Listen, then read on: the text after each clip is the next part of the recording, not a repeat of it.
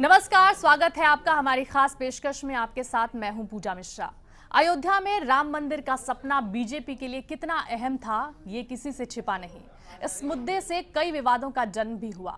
वक्त के साथ ये मुद्दा भी गर्त की चादर में अब छिप गया है। आरएसएस के एक सर्वे ने फिर से राम मंदिर के मुद्दे को ताजा कर दिया है। आरएसएस के सर्वे में ये बात सामने आई है कि राम मंदिर के मुद्दे को वोटर ज्यादा अहमियत नहीं दे रहे हैं। ऐसे में सवाल यह है कि राम मंदिर के मुद्दे को क्या बीजेपी छोड़ देगी?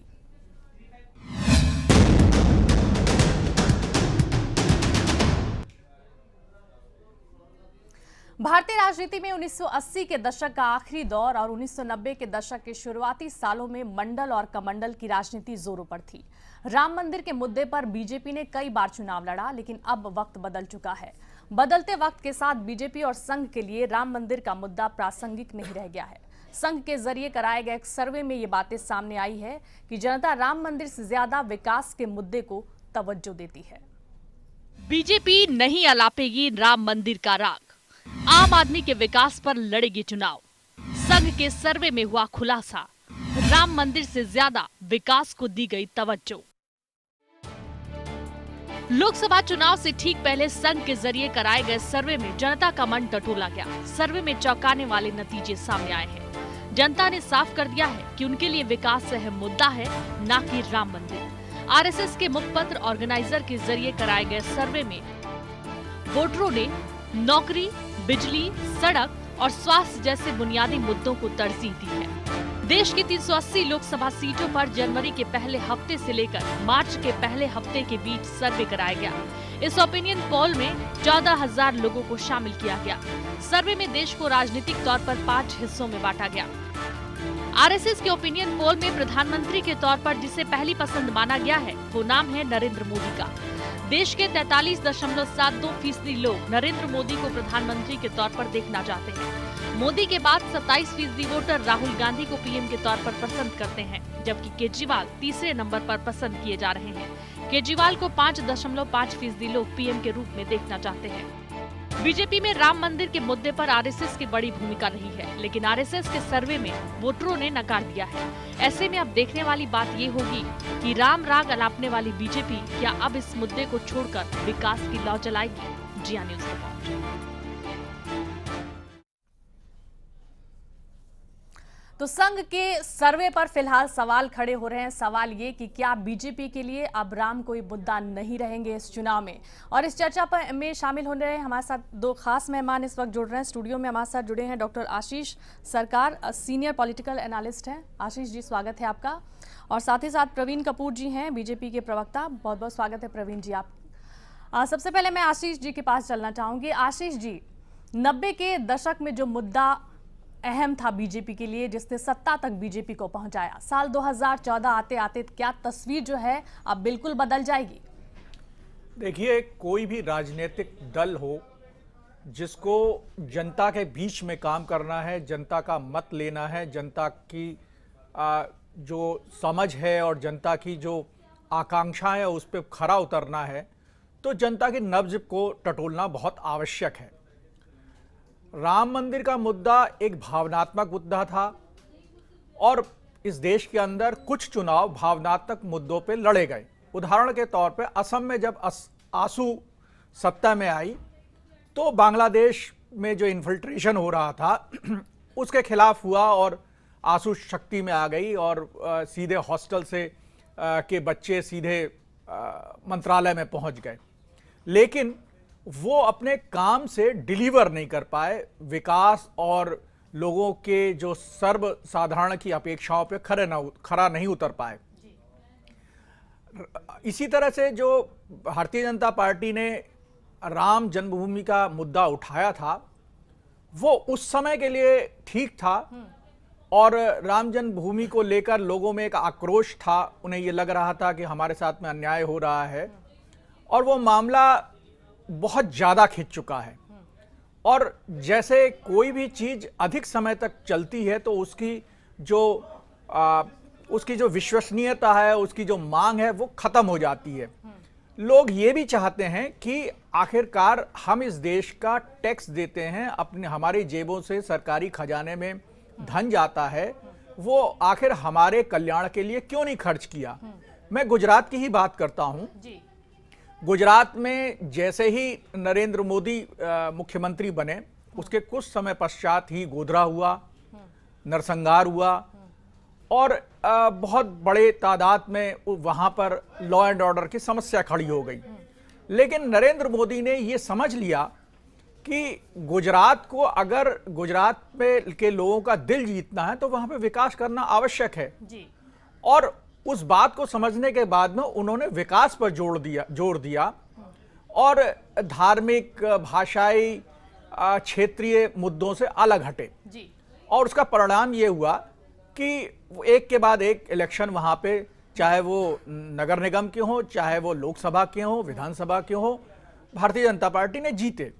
उदाहरण के तौर पर अगर मध्य प्रदेश में देखे, एक समय मध्य प्रदेश गरीबी की हालत में था।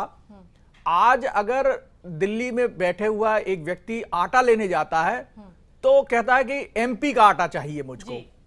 तो वहां पे एक एग्रीकल्चर रिवॉल्यूशन हुआ और इस रिवॉल्यूशन ने यह सिद्ध किया कि वहां का किसान, वहां का मजदूर, वहां का जो व्यापारी एक आर्थिक क्रांति कर सकता है, कृषि में बहुत आगे जा सकता है। तो सिर्फ ये भावनात्मक मुद्दे उठाकर कोई राजनीतिक पार्टी बहुत दिन तक जनता के दिलों पर राज कर सके, ये संभव कभी हुआ नहीं है। हाँ, एक आध इलेक्शन जीता जा सकता है। बिल्कुल। चलिए प्रवीण जी से भी जान लेते हैं। प्रवीण जी, यही वजह है कि वक्त बदलने के साथ साथ बीजेपी और संघ ने जो भी अपनी प्राथमिकता है उसमें बदलाव किया है। देखिए, भारतीय जनता पार्टी ने यह चुनाव कैंपेन लगभग 1.5 साल से नरेंद्र मोदी जी के नेतृत्व में जारी रखा है और हम लगातार गुजरात मॉडल के विकास को आगे रख करके चुनाव में आए हैं। जी। डॉक्टर सरकार ने बहुत अच्छे तरीके से, मुझे लगता है कि जो बातें मुझे रखने का मौका मिलना चाहिए था उनमें से बहुत सी बातें डॉक्टर सरकार ने रखा है कि देश ने देखा है कि हमारी गुजरात सरकार, मध्य प्रदेश सरकार, हमारी मनोहर पार्रिकर जी की गोवा की सरकार किस तरीके से एक आधुनिक विकास मॉडल हमने प्रस्तुत किया है और उसी को लेकर के हम 2014 का सारा कैंपेन चल रहे हैं। ये मंदिर की बात निश्चित तौर पे भारतीय जनता पार्टी या संघ परिवार जी। हर कोई ये चाहता है कि यथासंभव यथाशीघ्र राम मंदिर का निर्माण हो, मगर वो अब चुनावी मुद्दे के रूप में थोड़ा पीछे गया है। ये वक्त बदला है, जनरेशन चेंज है और बिल्कुल ठीक कहा डॉक्टर सरकार ने कि आर्थिक विकास के साथ साथ भावनात्मक मुद्दे थोड़ा पीछे गए हैं। बिल्कुल। तो चलेंगे डॉक्टर साहब के पास। डॉक्टर आशीष, तो जनमानस का जो रुझान है उसी को देखते हुए संघ ने अपना जो स्टैंड है इससे बदला है, संघ ने अपनी रणनीति में ये बदलाव किया है। देखिए, आज जिस दिन आप कार्यक्रम कर रहे हैं, आज के दिन राष्ट्रीय स्वयंसेवक संघ ने सारे देश के अंदर अपना पद यात्रा, वो लोग पद संचलन कहते हैं, ये कार्यक्रम रखा है। और ये जो ये भारतीय नववर्ष होता है, इसमें ये लोग निकालते हैं संघ के लोग। मैं आज प्रातःकाल मथुरा में था, वहाँ पे मैंने पथ संचलन देखा है। कहने का अर्थ ये है कि विकास के मुद्दे को संघ ने समझा है और संघ भी ये मानता है कि केवल हिंदुओं की बात करने से इस देश के जनमानस का हृदय नहीं जीता जा सकता। हाँ, ये अलग बात है कि किसी वर्ग विशेष का या धर्म विशेष का या जाति विशेष का या भाषाई विशेष का तुष्टिकरण नहीं होना चाहिए। जो भारत के अंदर जो कैंसर की तरह फैल चुका है रोग राजनीति के अंदर है, वो है तुष्टिकरण। चाहे वो अल्पसंख्यकों का तुष्टिकरण हो, जाति आधार पर तुष्टिकरण हो, भाषाई आधार पर तुष्टिकरण हो, या बहुसंख्यक लोगों का। मैं ये कुछ लोग बहुसंख्यक लोगों का भी तुष्टिकरण करके, उदाहरण के तौर पर महाराष्ट्र में ऐसा देखा गया है कि वहां पर जो बहुसंख्यक हैं मराठी लोगों का तुष्टिकरण करके वोट लेने की प्रयास किया जा सकता है। लेकिन चूंकि अब आप देखें कि यातायात के साधन इतने बढ़ गए हैं, लोग अब इंटरनेट और इससे जुड़ रहे हैं, युवा अब रोजगार चाहता है।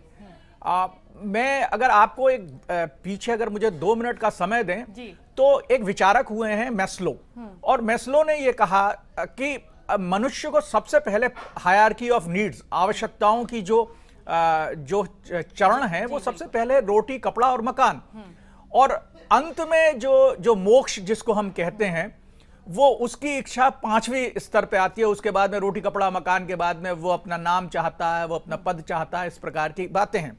कहने का अर्थ यह है कि आम जनता को सबसे पहले यहां पर एक अच्छे नागरिक की तौर पर रहने की एक सुविधाओं की आवश्यकता है, और जब तक ये सुविधाएं नहीं मिलेंगी तब तक भावनात्मक मुद्दों को उठाकर कोई भी संगठन, संघ, बीबीसी के अनुसार राष्ट्रीय स्वयंसेवक संघ विश्व का सबसे बड़ा एनजीओ आशीष जी, राम मंदिर और हिंदुत्व का जो मुद्दा है अब वो मुद्दा नहीं रहेगा बीजेपी और संघ के लिए।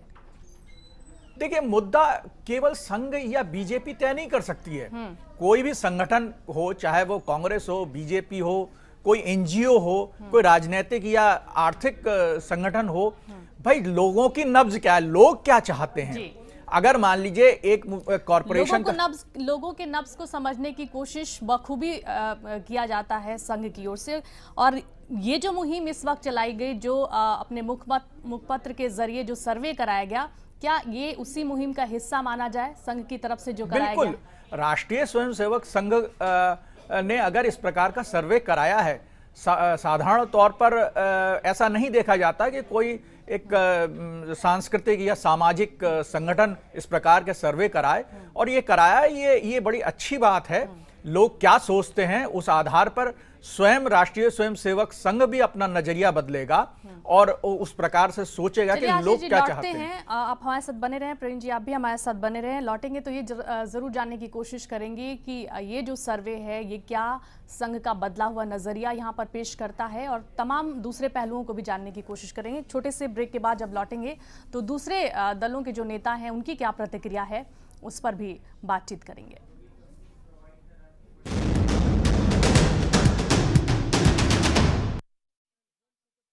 तो आज जिया विशेष में आप हमारी खास पेशकश देख रहे हैं, और लगातार हम इस पर चर्चा भी कर रहे हैं कि क्या अब बीजेपी बेराम हो जाएगी, यानी कि बीजेपी जिस तरीके से आगे बढ़ रही है अपने चुनावी अभियान में, और संघ का जो सर्वे आया है वो यही दर्शाता है कि बीजेपी का इस बार का चुनावी मुद्दा राम मंदिर कतई नहीं रहने वाला और हिंदुत्व का मुद्दा भी नहीं रहने वाला है। बहरहाल संघ का जो सर्वे आया है उस पर विपक्ष के नेताओं ने क्या कुछ प्रतिक्रिया दी है, पहले आपको ये सुना देते हैं। देखिए, राम मंदिर और हिंदुत्व के मुद्दे को पिछले 2 लोकसभा चुनाव में जनता नकार चुकी है। अब लोगों को विकास चाहिए, मोदी का विनाश नहीं चाहिए। ये तो आरएसएस और बीजेपी है जो मस्जिद और मंदिर के बीच में दीवार खड़ी करती है। इस देश की समस्या मस्जिद और मंदिर नहीं है, इस देश की समस्या बेरोजगारी और गरीबी है। आरएसएस की समझ में अगर ये बात आ रही है तो देर आयत दुरुस्त आयत। तो अलग अलग तरीके की प्रतिक्रिया आ रही है तमाम विपक्षी नेताओं की। हम अपने मेहमान के पास चलेंगे। हमारे साथ आशीष जी जुड़े हुए हैं, जाने माने पॉलिटिकल एनालिस्ट, और साथ ही साथ हमारे साथ प्रवीण कपूर जी जुड़े हुए हैं, बीजेपी के प्रवक्ता। आशीष जी के पास ही चलेंगे। आशीष जी, जो आरएसएस का ये सर्वे सामने आया है, क्या कुछ ये सर्वे दर्शाता है आपकी नज़र में? ये सर्वे इस वक्त सामने आना, क्या इसके मायने निकाले जाए? देखिए, राष्ट्रीय स्वयंसेवक संघ, ये बात सही है कि हिंदुओं का एक बहुत बड़ा संगठन है, और जो बहुसंख्यक लोग हैं इस देश के उनका संगठन है। लेकिन अगर स्वभावतः देखें तो इस देश का बहुसंख्यक जो समाज है वो लिबरल है, उदारवादी है, और स्वयं हिंदुओं के अंदर भी इतने सारे पंथ और मान्यताएं हैं कि उसमें आप किसी भी बहुसंख्यक इस समाज को किसी एक दायरे में रख के नहीं बांध सकते हैं। अगर जैसे राम मंदिर का चर्चा अगर आप कर रहे हैं तो उदाहरण के तौर पर लोग मथुरा देखने जाते हैं, तो ठीक है, मथुरा में सब जगह जाते हैं तो वहां पे कृष्ण जन्मभूमि भी देखते हैं। तो कोई ऐसा नहीं है कि लोग अगर मथुरा या वृंदावन में जाते हैं तो सिर्फ कृष्ण जन्मभूमि के दर्शन करने जाते हैं, तो पहले वृंदावन में बांके बिहारी का दर्शन करते हैं या द्वारिकाधीश के करते हैं। और कृष्ण जन्मभूमि मुझे लगता है कि एक आदर का स्थान है, सारी बात है, लेकिन सिर्फ कृष्ण भूमि के लिए मथुरा जाए ऐसा नहीं है। ठीक इसी तरह से अयोध्या में रामचंद्र जी का जन्म हुआ, ये इतिहास बताता है, लेकिन केवल यही इस देश की धुरी बन जाए ये बहुत अटपटा सा लगता है। एक तरफ आप देखें चीन कहाँ डबल डिजिट के ग्रोथ के साथ में और हिमालय के ऊपर 300 किलोमीटर पर आवर के स्पीड से रेलवे चला रहा है। दूसरी तरफ हमारी जब ये 10 साल की जो ये मनमोहन सिंह जी की सरकार रही, यूपीए की सरकार रही, तो 9% का ग्रोथ रेट था और कई क्वार्टर्स में तो 10% का था, अब 5 से भी नीचे आ चुका है। तो इस बात को लेकर आम आदमी चिंतित है। और जब आम आदमी के बीच में अगर संघ या बीजेपी या कांग्रेस या कम्युनिस्ट पार्टी जो भी आम आदमी के बीच में काम करती है, उनके सरोकारों को अलग रख के केवल अपनी थ्योरी पर, यह बात सही है कि ऑर्गेनाइजर राष्ट्रीय स्वयंसेवक संघ का मुख्य पत्र है, लेकिन इसका अर्थ यह नहीं है कि वो अपने मुख्य पत्र में चाहे जो कुछ लिख दें और उसको आम आदमी स्वीकार कर ले। ये टू वे कम्युनिकेशन होता है किसी बड़े संगठन के बीच में, राजनीतिक हो या सामाजिक हो। इसके बीच में आम जनता और उसमें काम करने वाले संगठन के बीच में जब दोनों तरह के संवाद होता है, जब आम जनता उस संगठन को समझती है, संगठन आम जनता को समझती है, तभी वो संगठन सफल होता है और जनता के अंदर पैठ बनाता है। मैं आपको एक बड़ा कटु बात कहना चाहूंगा कि जब भारत का विभाजन हुआ तो जितने विभाजन के लोग कष्ट में आए, यहाँ पे बहुसंख्यक लोग, उस समय राष्ट्रीय स्वयंसेवक संघ का काम बहुत तेजी से बढ़ा। लेकिन अगर आज आप देखें तो स्वयं राष्ट्रीय स्वयंसेवक संघ का काम बहुत कुछ कम नजर आता है, जबकि इसके जो एलाइड ऑर्गेनाइजेशन है, जैसे भारतीय मजदूर संघ है, विद्यार्थी परिषद है, शिक्षक परिषद है, इसके लगभग 5 दर्जन एलाइड संगठन हैं और जो विभिन्न क्षेत्रों में काम कर रहे हैं वो बहुत अच्छा काम कर रहे हैं और आम जनता के साथ में जुड़े हुए हैं। अब मान लीजिए एक मजदूर संगठन के अंदर भारतीय मजदूर संघ काम करता है और इस भारतीय मजदूर संघ के ज्यादातर नेता राष्ट्रीय स्वयंसेवक संघ से जुड़े हुए लोग हैं। उनको तो उस वहां की जो लेबर पॉलिसी, भारत की लेबर पॉलिसी है, श्री दत्तोपंत ठेंगड़ी जी विचारक हुए हैं राष्ट्रीय स्वयंसेवक संघ के, जिन्होंने लेबर पॉलिसी के ऊपर बहुत काम किया है। विद्यार्थी परिषद श्री दत्तोपंत ठेंगड़ी जी ने स्थापित किया। तो विद्यार्थियों की समस्याओं को अगर नहीं उठा पाते हैं तो विद्यार्थी परिषद, मान लीजिए दिल्ली यूनिवर्सिटी के अंदर जो एडमिशन के समय में अगर विद्यार्थी परिषद काम नहीं करती है तो वो कैसे पॉपुलर होगी। कहने का मेरा अर्थ यह है कि ठीक है, किसी भी संगठन का थ्योरी पहले बनती है, उसके बाद में वो जनता के बीच में जाते हैं, लेकिन जैसे जैसे जनता का प्रैक्टिकल अब बाद में हो रहा है इसका। जी हाँ, जैसे जैसे जनता का मूड बदलता है तो वो संगठन को भी अपनी विचारधाराओं में परिवर्तन करना पड़ता है, अपने सिद्धांतों को बदलना प्रवीण जी, पड़ता है। क्या इस सर्वे के जरिए आखिर क्या साबित करने की कोशिश की गई है? सर्वे में एक सच सामने आया है, इससे ज्यादा कुछ नहीं है। साबित करने की कोशिश तो तब की जाती है जब फैक्ट्स को मैनिपुलेशन में लाया जाता है। जो सच था वो संघ ऑर्गेनाइजर ने सामने रख दिया। ये इसका मतलब सीधा सीधा यही है कि जिस तरीके से पिछले 200 रैलियों की अगर जिक्र कर लें, नरेंद्र मोदी जब से चुनाव प्रचार अभियान में अपने उतरे हैं, वो लगातार कभी भी इन मुद्दों को अपने भाषण में शामिल नहीं करते हैं। बिल्कुल उसी पद्धति पे चले आ रहे हैं और अब एक सर्वे सामने आ जा रहा है। देखिए, आप एक बात समझे, भारतीय जनता पार्टी निश्चित तौर पे संघ के साथ है, मगर दूसरी तरफ भारतीय जनता पार्टी का अपना एक एजेंडा है, संघ का अपना एक कार्य क्षेत्र है, वो उसके हिसाब से अपना एजेंडा सेट रखता है। मगर हमारा यह चुनाव भारतीय जनता पार्टी का, और जिस पर संघ भी मूलतः सहमत है, हम विकास के एजेंडे को लेकर के चुनाव में हैं। किसी भी प्रकार की कोई भी और इशू इस चुनाव में हमारे सामने नहीं है। हमारे सिर्फ क्लियर इकोनॉमिक डेवलपमेंट भारत की और भारत की एक विदेश नीति में प्रभुता, इन दो मुद्दों को लेकर के हम चुनाव में हैं। कांग्रेस सरकार ने जो भ्रष्टाचार कायम किया है उसके कारण आज भारत की साख भारत के बाहर भी दांव पर है, भारत के अंदर भी बहुत सारी परेशानियां हैं।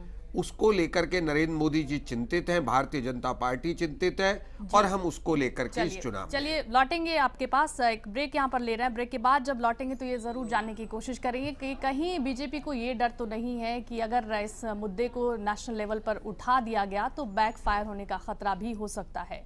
एक ब्रेक के बाद इस पर चर्चा करेंगे।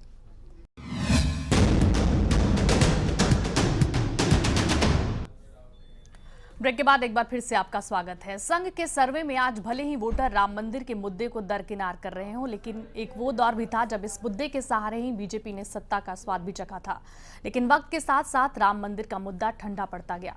90 के दशक में लालकृष्ण आडवाणी की रथ यात्रा ने मंडल आंदोलन की आग में सुलग रहे देश को कमंडल की सियासत की तरफ मोड़ दिया था। बीजेपी आज सत्ता की रेस में है। मोदी पर दांव लगाकर बीजेपी 2014 के महासमर को पार करने की तैयारी में है, लेकिन वक्त के साथ साथ मुद्दे बदल रहे हैं। 1990 के दशक में बीजेपी के लिए राम मंदिर का मुद्दा बेहद अहम था। 90 के दशक में लालकृष्ण आडवाणी की रथ यात्रा ने भी सियासत के समीकरण बदले। आगे बीजेपी, पीछे वीएचपी और संघ था। इस साथ ने बीजेपी को सत्ता के द्वार तक तो पहुंचा दिया। पार्टी ने सत्ता का स्वाद तो चखा, लेकिन राम मंदिर का नारा वक्त के साथ ठंडा पड़ता गया। 2 से बढ़कर 120 तक पहुंची बीजेपी। बीजेपी के राम मंदिर आंदोलन में बीजेपी खुलकर कूदी, जिसका फायदा भी मिला। 1994 में जो बीजेपी लोकसभा में महज 2 सांसदों वाली पार्टी थी, 1991 में वही पार्टी 120 सीट जीतकर बड़ी सियासी ताकत बन गई। 1992 के बाद राम मंदिर आंदोलन की वजह से हुआ वोटों का ध्रुवीकरण इस कदर बढ़ा कि 1996 के आम चुनाव में बीजेपी 161 सीटें जीतकर सबसे बड़ी पार्टी बन गई। अटल बिहारी वाजपेयी के नेतृत्व में बीजेपी ने सरकार बनाने का दावा तक पेश कर दिया। हालांकि 13 दिन बाद बहुमत साबित न कर पाने की वजह से अटल सरकार गिर गई। अटल बिहारी वाजपेयी 1998 में फिर सत्ता में लौटे, जब 182 सीट वाली बीजेपी एनडीए गठबंधन के जरिए सरकार बनाने में कामयाब हो गई। अटल सरकार 13 महीने तक सत्ता में रही। सितंबर 1990 में बीजेपी नेता लालकृष्ण आडवाणी ने मंदिर आंदोलन के समर्थन में यात्रा शुरू की। 1990 में वीएचपी और साथी संगठनों ने शिला पूजन, राम ज्योति यात्रा जैसे कार्यक्रमों से माहौल गरमा दिया। 1990 में विश्व हिंदू परिषद के कार्यकर्ताओं पर विवादित ढांचे को नुकसान पहुंचाने का आरोप लगा। तत्कालीन प्रधानमंत्री चंद्रशेखर की बातचीत से मसला सुलझाने की कोशिशें नाकाम हो गई। वीएचपी राम मंदिर से कम किसी चीज पर भी समझौता करने के लिए तैयार नहीं थी। 1990 के दौर में समूचे देश में, खासकर उत्तर भारत में राम मंदिर आंदोलन की हवा बह रही थी। हालांकि बीजेपी इस आंदोलन में अब सक्रिय रूप से भागीदार थी, लेकिन उसके नेताओं ने खुद को सियासत के दायरे में रखा। वीएचपी की ऐसी कोई मजबूरी नहीं थी। 1991 के उस दौर के बाद 1992 में क्या हुआ, ये कोई छुपी हुई बात नहीं है। इसके बाद बीजेपी को मिली चुनावी सफलता के पीछे भी इसी आंदोलन का हाथ माना जाता है। ये भी सच है कि 1992 के बाद 3 बार बीजेपी की सरकार बनी, लेकिन गठबंधन धर्म का हवाला देकर राम मंदिर मुद्दा भुला दिया गया। ब्यूरो रिपोर्ट, जिया न्यूज। तो एक वो दौर भी था जब राम मंदिर आंदोलन के पीछे संघ का हाथ भी माना जाता था, लेकिन आज जो संघ की तरफ से सर्वे कराया गया है उसमें बदला हुआ नजरिया यहाँ पर पेश हो रहा है। प्रवीण जी, ये बदला हुआ नजरिया किस ओर इशारा कर रहा है? ये बदला हुआ नजरिया इशारा करता है देश में बदलते हुए एजेंडे की। आज का यूथ धर्म को मानता है मगर भावनाओं में धर्म नहीं रखता। बहुत व्यवहारिक वक्त आ गया है, बहुत व्यवहारिक मुद्दे हैं। इंसान रोजी रोटी की समस्या से इस कद्र जूझ रहा है। ईएमआई जनरेशन है और वहाँ आप 25-30 साल पुराने मुद्दे अगर रखेंगे, शायद उसी का सम्मान करते हुए माननीय नरेंद्र मोदी जी ने ऐसे किसी भी मुद्दे से अपने को अलग रखते हुए देश में हर धर्म, हर जाति, हर समुदाय के लोगों के आर्थिक विकास पर जोर देते हुए, गुजरात मॉडल को आगे रखते हुए विकास का एजेंडा सेट किया है। भारतीय जनता पार्टी उसी पर जनता के बीच है और मैं समझता हूं उसी तो संघ मुद्दे और के बीजेपी कारण को अब ये लगने लगा है प्रवीण जी कि इन मुद्दों पर चलकर बहुत दूर तक नहीं आगे जाया जा ऐसा सकता। नहीं है, ऐसा नहीं है। भारत एक धर्मपरायण देश है। ऐसा नहीं है कि राम मंदिर का मुद्दा कोई मुद्दा ना हो, मगर निश्चित तौर पे बदलते वक्त के साथ इस बार साथ घोषणा मुद्दे पत्र में इस बदलते मुद्दे हैं। को शामिल करेगी बीजेपी? ये मेरा विषय नहीं है, मैं इस पे कमेंट नहीं कर सकता। जी चलिए, कहीं ऐसा तो नहीं है कि बीजेपी को ये लग रहा हो कि इस मुद्दे को अगर उठाते हैं तो यूपी में कुछ हिस्सों में तो फायदा हो जाएगा, लेकिन नेशनल लेवल पर इसका नुकसान ही देखने को मिलेगा? देखिए, यूपी में भी कोई लाभ नहीं होगा ऐसी बातों से। आप अभी बहुत अच्छी बात डॉक्टर सरकार ने कही थी कि ये वक्त इस तरीके से बदला है।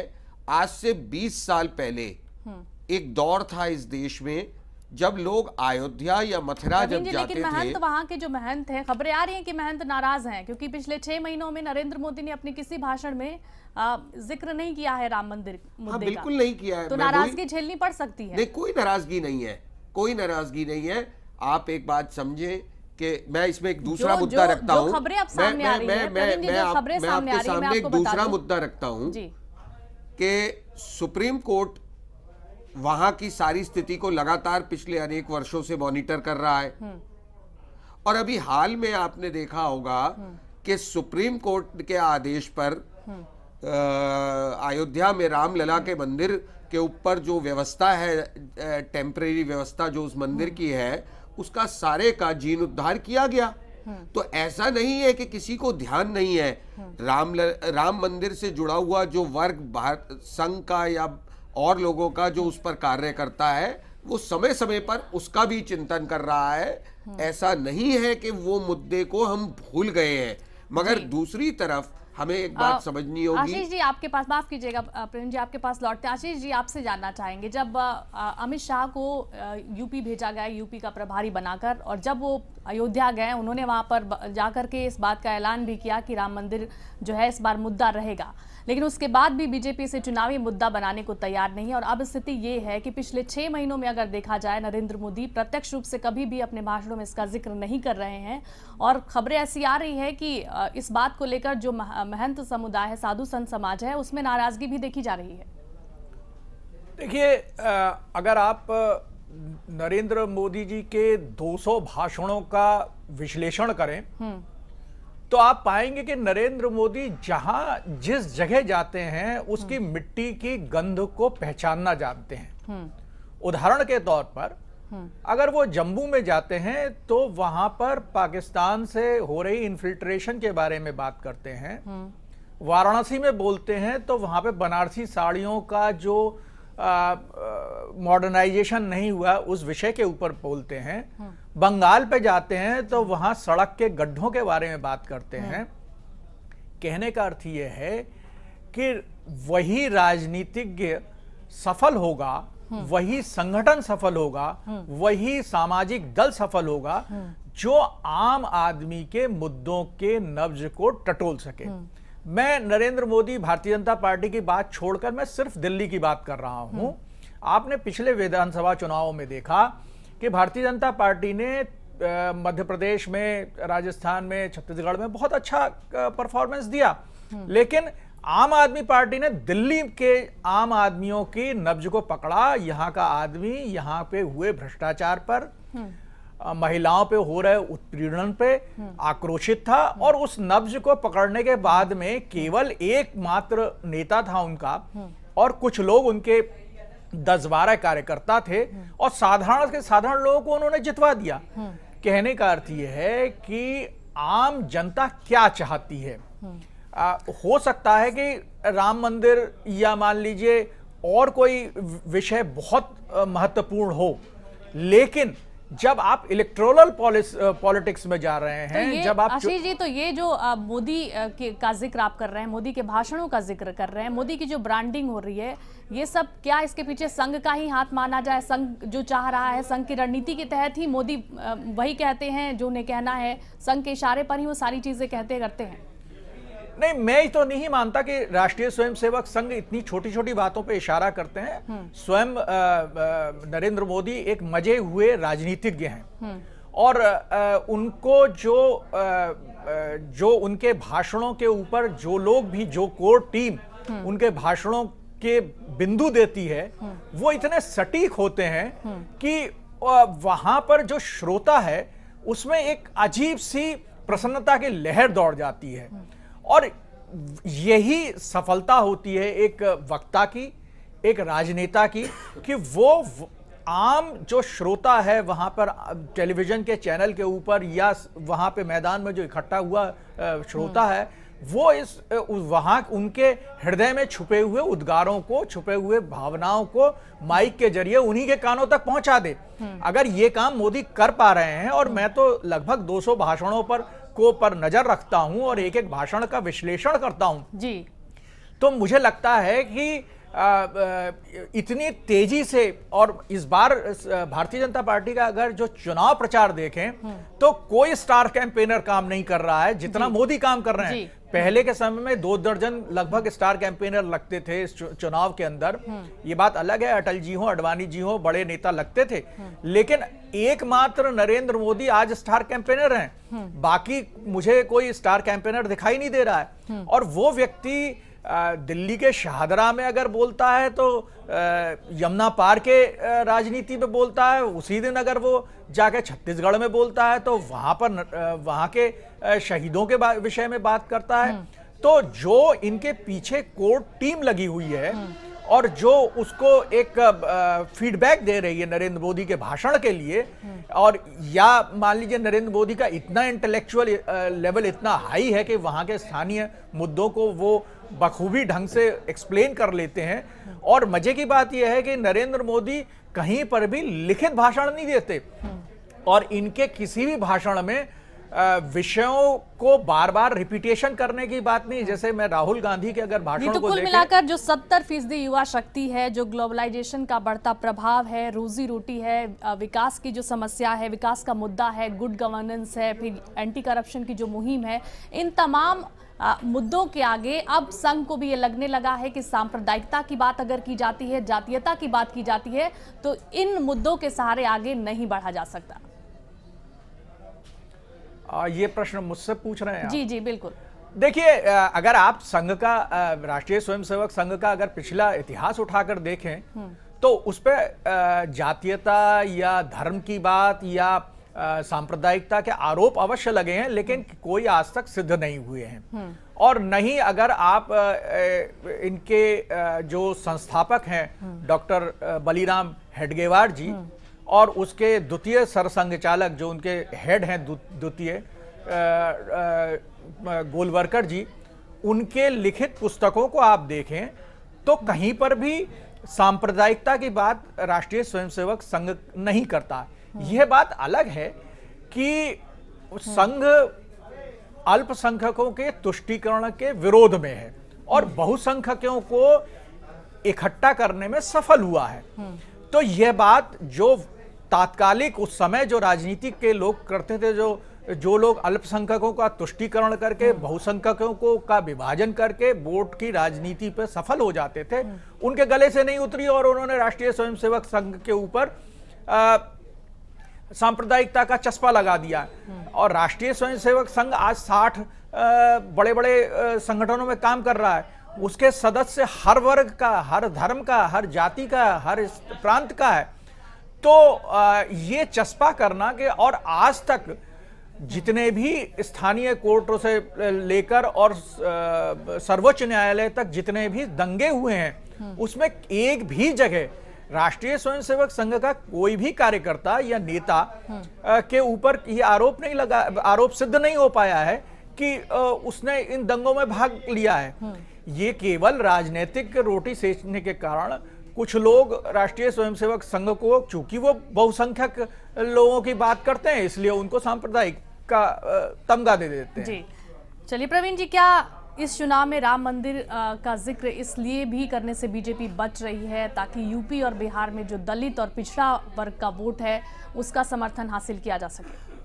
देखिए, मैं तो बार बार आपसे एक बात कह रहा हूँ कि इस चुनाव में हमारा एजेंडा है जाति, धर्म, मजहब, सब चीजों से हटके सबका, भारत का आर्थिक विकास। अब इसके बाद कोई जाति, कहीं किसी राज्य में लाभ हानि, ये कहीं मुद्दा ही नहीं रह जाता। वाराणसी से नरेंद्र मोदी को क्यों खड़ा किया गया? वाराणसी से नरेंद्र मोदी जी को इसलिए खड़ा किया गया कि वाराणसी भारत की सबसे प्राचीनतम संस्कृति की पहचान है, उस भारत की संस्कृति की नगरी है। और नरेंद्र मोदी जी कहीं ना कहीं आज भारतीय संस्कृति के प्रतीक के रूप में उभर के आ रहे हैं। क्या जातीय समीकरण को ध्यान में रखकर नहीं, जातीय खड़ा किया संस्कृति नहीं, बिल्कुल नहीं। जातीय समीकरण को अगर देख के करा जाता तो कभी भी भारतीय जनता पार्टी एक ऐसी सीट पर नहीं जाती जहां लगभग 40% of the voters. Ramvilas Paswan को पार्टी में क्यों जोड़ा गया? ठीक है, बिल्कुल, हम तो मानते हैं हमारा एक विकास का दौर है। हम दलित समाज या जो भी कोई पिछड़ा समाज अब तक भारतीय जनता पार्टी से किसी ना किसी राजनीतिक कारण से अलग रहा, हम उन्हें जोड़ने का प्रयास कर रहे हैं। तो उसमें तो कोई, और इस प्रयास में मैं आपके अगले प्रश्न को लेता हूं कि इस प्रयास में कुछ हमारी पार्टी से कभी कभी गलत निर्णय भी हुए हैं, उन्हें हमने हाथ की हाथ ठीक भी किया है। तो कोई ऐसा मुद्दा नहीं है। और हर पार्टी, आशीष जी आपसे भी ये जवाब लेना चाहेंगे, क्या ये लगता है कि बीजेपी इसलिए बच रही है ताकि जो पिछड़ा और दलित वोट है उसका समर्थन कहीं हाथ से ना चला जाए? देखिए, राजनीति में अगर आपको सत्ता में आना है तो आपको सार्वभौमिक होना पड़ेगा। उसमें चाहे दलित हो, चाहे अल्पसंख्यक हो, चाहे भाषाई विभिन्नताएं हो, क्षेत्रीय विभिन्नताएं हो, हर वर्ग के व्यक्ति को अपने में समावेशित करना पड़ेगा। अगर आप भारतीय जनता पार्टी के पहले एडिशन पे यानी जनसंघ पे चले जाएं तो उत्तर भारत में कहा जाता था ये व्यापारियों की पार्टी है, लेकिन आज वो जो स्टिकर लगा हुआ था व्यापारियों की पार्टी, वो हटा है। और आज अगर सत्ता में आना है तो अल्पसंख्यकों को भी साथ में लेना पड़ेगा। और इसी के कारण अभी एक घटना घटी और वो उनको फिर लिया गया, फिर बाद में विरोध या जो भी अंतर विरोध रहे होंगे, अंदर जो भी विचार हुआ होगा, भारतीय जनता पार्टी को उस व्यक्ति को बाहर निकालना पड़ा, वो नेता को बाहर का रास्ता दिखाना पड़ा। मेरा कहने का अर्थ ये है कि अगर आपको भारत की सत्ता पर दिल्ली के अंदर अगर सचिवालय तक पहुंचना है तो उसका रास्ता तो केरल से लेकर कन्याकुमारी के सभी गलियों से होकर पहुंचना पड़ेगा। आप केवल दलित की बात कर दें तो भी आप सत्ता तक नहीं पहुंच सकते जी। अब मायावती जी उत्तर प्रदेश से बाहर कहीं भी सत्ता में नहीं आ पा और रही हैं। पहलू कुछ हुएंगे, छोटा सा ब्रेक लेंगे। आशीष जी, प्रवीण जी, आप दोनों हमारे साथ बने रहें। ब्रेक के बाद जब हाजिर होंगे तो ये जरूर जानने की कोशिश करेंगे कि क्या मोदी को अपनी इमेज बिगड़ने का डर भी लगता है, इस वजह से इस मुद्दे को पीछे छोड़ा जा रहा है। ब्रेक के बाद।